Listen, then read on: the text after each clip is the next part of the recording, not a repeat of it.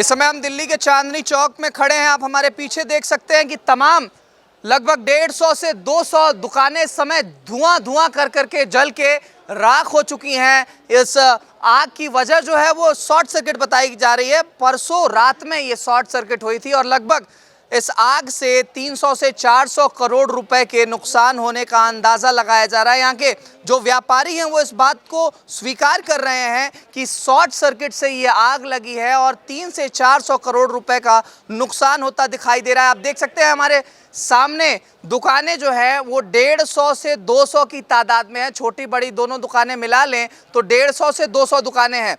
गौरतलब है कि वो रात का समय था जब आग लगा था और उसके बाद दुकानदारों समेत किसी भी व्यवसायी को ये वक्त नहीं मिलता है कि वो अपने सामान या फिर कैश को बाहर निकालें, जिसकी वजह से इस नुकसान का जो फिगर है वो और बढ़ता जा रहा है। इस समय देखिए दिल्ली अग्निशमन सेवा की तमाम दमकल की गाड़ियां यहाँ पर मौजूद हैं। लगभग 7 से 8 दमकल की गाड़ियां मौके पर मौजूद हैं और रेस्क्यू ऑपरेशन लगातार जारी है। चूँकि ये बहुत व्यस्ततम इलाका है और चांदनी चौक का इलाका है तो गलियां काफ़ी तंग है। मैं अपने कैमरा सहयोगी से अनुरोध करूंगा कि वो आगे चल करके दिखाएं। ये ऐसी ही एक गली है, इसमें लगभग 100 के आसपास की दुकानें हैं। चूँकि पुलिस बल आगे मौजूद है और मीडिया को भी आगे प्रवेश करने से मना कर रही है, चूँकि ये बिल्डिंग जो है ये कभी भी गिर सकती है। आग की इतनी भयावहता है यहाँ पे कि जो ईंट पत्थर है वो अभी भी दरक करके नीचे गिर रहा है, तो किसी के घायल होने की आशंका है। वहीं फायर ब्रिगेड की गाड़ियां मौके पर मौजूद है और आग को लगातार काबू में करने का प्रयास किया जा रहा है। लगभग आग को काबू में किया जा चुका है, लेकिन फिर भी धुएं लगातार उठ रहे हैं। वहीं इस गली के पीछे वाली दुकानों की अगर हम बात कर ले तो उनकी संख्या लगभग 150 से 200 बताई जा रही है। उनमें भी व्यापारी काफ़ी परेशान है क्योंकि आग की जो भयावहता है वो वहाँ तक भी पहुँच सकती है। चूँकि जो ये मार्केट है वो काफ़ी घना है, आसपास की दुकानें हैं और उन दुकानों तक ये आग जा सकती है। कैमरा सहयोगी मेरे दिखा रहे हैं आपको कि जो ईंट पत्थर और सामान है वो आपस में मिल चुके हैं। ऐसा लग रहा है कि दुकान अब ध्वस्त हो चुकी है। आप देख सकते हैं कि पूरा सामान उस दुकान में भरा है। अब वो पूरा मलबा उस दुकान के समेत नीचे आ चुका है और अभी भी कुछ सामान हमें दिखाई पड़ रहे हैं। कुछ व्यापारी वहाँ मौजूद थे जो इस बात को मानने को तैयार नहीं थे कि अब वो दुकान नहीं रही है, वहाँ जाने के लिए आतुर थे। और आप हमारे सामने सीधा देख सकते हैं कि तमाम अग्निशमन के कार्यकर्ता यहाँ पर मौजूद हैं, यहाँ पे कर्मचारी मौजूद हैं और वो लगातार आग को काबू में पाने का प्रयास कर रहे हैं। इस बीच हम सीधा चलेंगे उन व्यापारियों के पास जिनकी ये दुकानें थीं और जिनको नुकसान हुआ है, उनसे भी जानेंगे कि क्या कुछ मामला हुआ था और क्या अब वो कैसा महसूस कर रहे हैं, क्या सरकारी सहायता अभी तक उन तक पहुंच पाई है। सीधा चलते हैं उनके पास। कम से कम 250-300 दुकानदार प्रभावित हुए हैं और 300-400 करोड़ रुपये का नुकसान है। मैं चाहता हूँ कि सरकार इसका मुआवजा दे, क्योंकि अगर किसी झुग्गी वुग्गी में आग लगती है तो सारे यूनियन सारे यहीं होते हैं। आज दुकानदार भाई इतने परेशान हैं, किसी के यहाँ शादी है, किसी के लोन ले रखा है, किसी कुछ ले रखा है, सब परेशान है बेचारे। एक दुकान के कम से कम 4 कर्मचारी काम करते हैं तो आप ही समझदार 400 दुकान में कितने आदमी होंगे। अब उनकी रोजी रोटी का फर्क पड़ गया, उस मालिक का फर्क पड़ गया, उसके साथ जो जुड़ा परिवार उसको फर्क पड़ गया। बहुत ज़्यादा नुकसान हो गया ये। सरकार की तरफ से कोई अभी तक आश्वासन आप तक? कोई आश्वासन नहीं आया, सरकारी तरफ कोई आश्वासन नहीं आया और यहाँ पर फायर से भी हमें उम्मीद नहीं है। एक घंटे में आधे घंटे में पानी भर के ला रही है और ये इतनी बड़ी मार्केट है, जो आग फैली उनकी वजह से ही फैली है। यहाँ पे अगर वो तो कंट्रोल हो जाती। आग शॉर्ट सर्किट से बताई जा रही है, इससे हुई है। रात के 9 साढ़े 9 बजे हुई है, जो मार्केटिंग में आने बाद पता चला। और ये नुकसान की भरपाई तो बड़ी मुश्किल से हो पाएगी। मैं देखा ये आग जब फैल रही थी, अगर फायर वाले पर पानी होता और यहाँ पानी के वो होते तो ये आग नहीं फैलती, कंट्रोल हो जाती। क्योंकि ये 2-3 दुकान जल रही थी सामने आमने की, पानी की कमी हुई, पानी लेट आया और ये आग फैल गई। जब तो मेट्रो वाले को भला करो उससे पानी लिया, जाम मस्जिद से पानी लिया, बाहर वो पानी का खोला तो पानी नहीं। देखो ना, ये सरकार को देखना पड़ेगा। सरकार को इतना रेवेन्यू देते हैं हम, इतना टैक्स देते हैं हम, आज हम क्या रहेगा? तो जीरो हम क्या आगे, हमारी तो कोई वैल्यू नहीं रह गई। आज सारा 36 घंटे हो गए हैं। देखिए आप ऊपर देखिए, अभी आग धुआं निकल रहा काला, काले धुएं का मतलब होता है आग, सफ़ेद धुआं होता है भाप। सही है ना, ये तो आप भी समझ आ रहे हैं। ये काला धुआं भी निकला, पीछे कहीं आग लग रही है। आप ये फायर वाले तो कहाँ पानी है बताइए, देखिए दिखाइए ना कहाँ पानी है।